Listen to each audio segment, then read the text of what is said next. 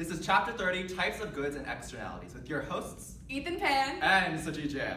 Now let's get started. Rigorous means that one person's usage of a good prevents others from using it. whereas excludable means only certain people have access to the benefits of a good.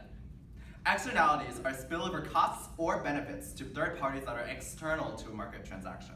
Externalities cause problems such as the tragedy of the commons, which happens when no private institution has a monetary incentive to maintain the quality of public resources such as air, land, and water.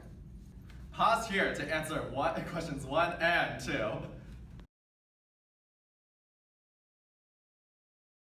Now we're going to review the externality graphs.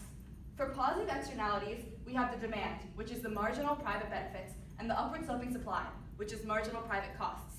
When there's positive externalities present, it adds another curve, which is the marginal social benefits, that is to the right of the demand curve.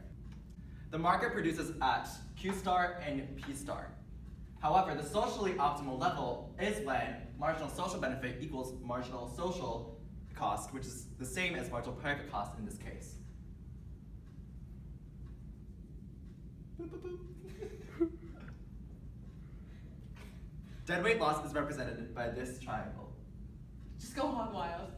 Really, just fill it all in. Ooh, hog wild.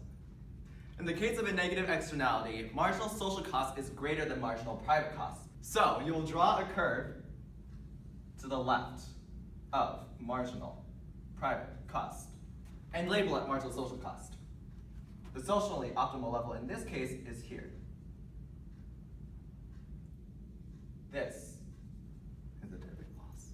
Pause here to answer the rest of the questions.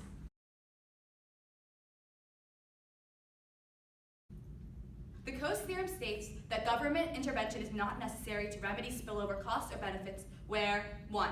Property ownership is clearly defined. 2. The number of people involved is small. And 3. The costs of bargaining are minor.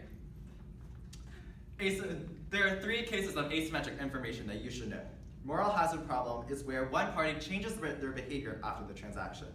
The adverse selection problem is when one party has information before the transaction that the other party does not.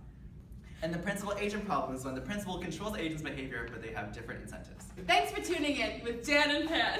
Catch you next time.